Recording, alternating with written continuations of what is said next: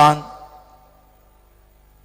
उस परम पिता परमात्मा ओम हरि अल्लाह वाहिगुरु के काबिल तभी बन सकता है जब अपने सभी छल कपट छोड़ दे और अपना नाता उस परम पिता परमात्मा से जोड़ ले। अपनी कमियां इंसान कभी देखता नहीं और दूसरों की कमियां बहुत ज्यादा नजर आती हैं। हमने अपनी लाइफ में ऐसा कभी कभार ही देखा है कि इंसान ये कहता हो कि हाँ जी मेरे में तो बहुत सारी कमियां हैं। वैसे कहना आसान होता है कि ऐसी गंदे हैं जी, मेरे में तो बहुत कमियां हैं जी, पर रियल में मानने वाला कि हाँ यार कमी है और उसको निकालेंगे, बुरी आदत है और उसको छोड़ेंगे, बस कोशिश कुछ नहीं होती। कोशिश को अगर ट्रक खींचना है, अपने अंदर आदत है, खुद को पता है कि ये चीज है, और कोशिश का क्या मतलब? कोशिश तो फिर मन की है। लारा लप्पा लारा मन लाई रखदा, बेपरवाह जी के वचन है। बेपरवाह जी का ऐसा रहमो करम श्याम स्थान शास्त्र नाम जी दाता का कि वो अपने मुरीदों में से कमियां निकाल देते हैं। जो उन पे दृढ़ यकीन करता है तो उसकी कमियां दूर हो जाती हैं। अपने मुरीदों में कमी रहने नहीं देते।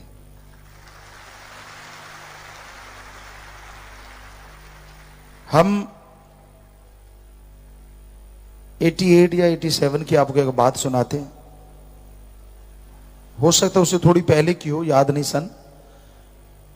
तो एक सज्जन थे, बेपरवाही से नाम लेवा था, बड़ा अच्छा सेवा करते थे, हर नाम चर्चा पे जाते थे, हम सेक्रेटरी थे तो वो साथ जाया करते थे या वहां मिला करते थे, बहुत सेवा करते थे। एक बार उन्होंने क्या किया, शराब पी ली किसी के बहकावे में आके कि यार थकावट नहीं आती, पी लो बहुत शरीर बन जाता है। तो अगले दिन वो हमें रोता हुआ मिला, बुरी तरह रो रहा था, डरा हुआ रोता हुआ। हमने कहा क्या हो गया? कहता पूछो मत। हमने कहा फिर भी? कहता शराब मैंने पी ली, अब ज्यादा पी ली तो थोड़ा आउट भी आदमी हो गया, टल्ली कहते हैं जिसे, वो हो गया। कहता खाना खुना खा के जैसे तैसे आधा खाया आधा गिराया, घर वाले सारे नफरत करने लगे, यार ये सत्संगी और शराब पी ली इसने, सारा परिवार सत्संगी। तो कहता मैं सोया, बस सोने की देर थी। मैंने कहा फिर क्या हुआ? कहता जी फिर बस मुझे ऐसे लगा कोई जमराज या वो ऐसा कोई है और कोहलू पीड़ रहे हैं और उसमें लोगों को पीड़ रहे हैं, बड़ी बड़ी गोगड़ हैं, बहुत बड़ी बड़ी भारी लोहे की, और आदमी बीच में से निकल रहे हैं और उनका बुरा हाल है। कहता मैं भी उसी लाइन में खड़ा हूं। उन्होंने कहा फिर? कहता मेरा पेशाब निकल गया खड़े का, सबका बुरा हाल, खून हड्डियां पिस रही हैं और चर्बी एक तरफ गिर रही है, खून एक तरफ गिर रहा है। कहता मेरा नंबर आ गया, नंबर आ गया, घिग्गी बदी हुई है और बुरा हाल कि अब तो भाई पीड़ेंगे। कहता मेरी रेल बना दी मार मार के मार। हमने कहा आगे से पिएगा? कहता मेरी पुश्ते नहीं पिएंगी, मैं ना पीऊंगा, एक बार माफी मिल जाए मुझे बस। तो हमने कहा तू भागों वाला है जो सतगुरु ने आके तुझे संभाला ही नहीं बल्कि तेरी ऐसी नफरत डलवा दी, और उस आदमी ने, हमें नहीं आता कि आज तक भी कभी उसने शराब की तरफ देखा भी होगा। तो बात तो सही है, तकड़े में बल रह सकते हैं, जब वो बल निकालने पे आ जाए ना तो आधे सूद का ना इधर ना इधर, छोड़ता नहीं, फिर आदमी कर भी कुछ नहीं सकता। जब वो निकालता है उसकी प्रेस कहते होते हैं हम कि वो ऐसी प्रेस फेरता है जैसे कपड़ों पे दर्जी फेरता है, उससे बल रह जाते हैं। लेकिन एक आजकल भाप वाली प्रेस आई है, पहले पानी सा मारती है और जब वो मारते हैं तो फिर बल बुल नहीं रहते, तो भाप वाली प्रेस मारता है, आदमी कुछ कर भी नहीं सकता, उसके ऐप भी खत्म करवा देता है। जब वो करवाने पे आ जाए यारियां यूरियां सब छुड़वा देता है, और आदमी सोचता है, वो छटपटाता तो है एक बार, पर फिर वो गोगड़ों वाला सौदा होने वाला होता है। सतगुरु सोचता है बच जा पहले ही।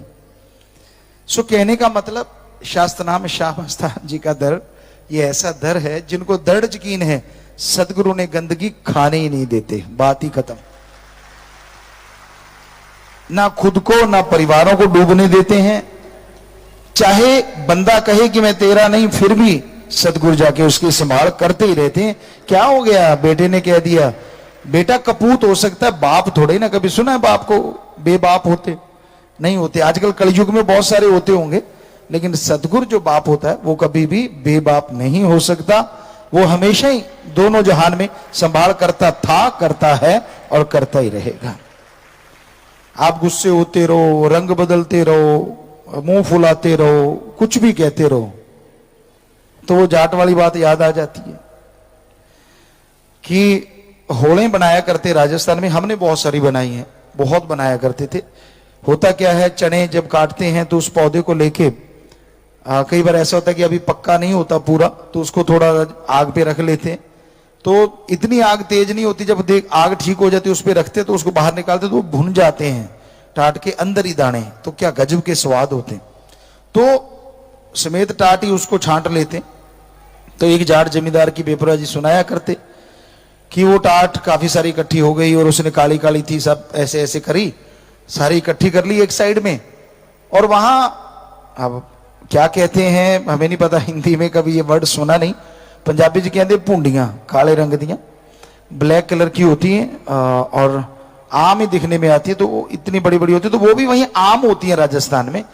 तो वो आ गई बीच में और उसने वो सारी टाट वगैरह अपनी झोली, और थैले तो होते नहीं, ऐसे झोली की अंदर डाली और खाता आ रहा है, ऐसे एक हाथ से पकड़ा, यहां से तोड़ी खाई, और अंदर वो बाई चांस वो जो टीटनी थी वो भी आ गई, वो चर चर टी टी टी कर रही है।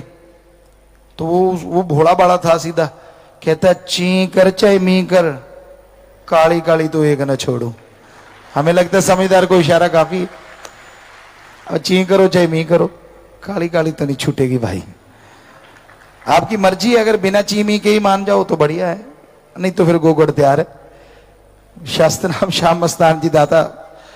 तो इसमें भी शुक्र मनाओ अगर वो आपको इस तरह से रोकते हैं कि आप भाग्यशाली हो कि सतगुरु खुद आए आपको बचाने, आपने कोई अच्छे कर्म किए होंगे, अच्छे भाग्य होंगे। क्योंकि बुरा कर्म जब आदमी करता है तो कहां सतगुरु और कहां मालिक और कहां गुरु और कहां परमात्मा, कुछ याद ही नहीं रहता। फिर तो उसको होता कि बस कर डाल, कुछ फर्क नहीं पड़ता, सारी दुनिया कर रही है, तू कर लेगा तो क्या फर्क पड़ जाएगा, तेरे एक सुधरने से कौन सा दुनिया सुधर जाएगी। तभी यही है मन की करतूत। मन इंसान को इतना गुमराह कर देता है, इतना बहका देता है कि वो चारों खाने चित्त सब कुछ भूल जाता है। तो इसलिए बुरे कर्म करो ही ना, आप सही रहें, मालिक का नाम जपें, उसकी भक्ति इबादत करें। क्योंकि आम कहावत है पंजाबी में तकड़े वांगू सीधा, क्योंकि उसमें अगर बल पड़ जाता है तो धागा टूटता रहता है।